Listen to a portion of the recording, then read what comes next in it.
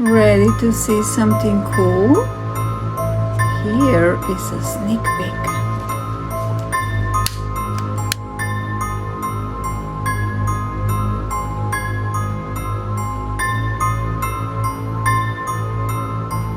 I made this with my magic paint, black to colorless.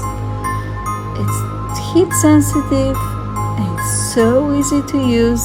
Just use the regular roller. Actually, a tutorial is coming next how I made this special card, and I will turn it back to black with my ice pack in just a second. Look at that.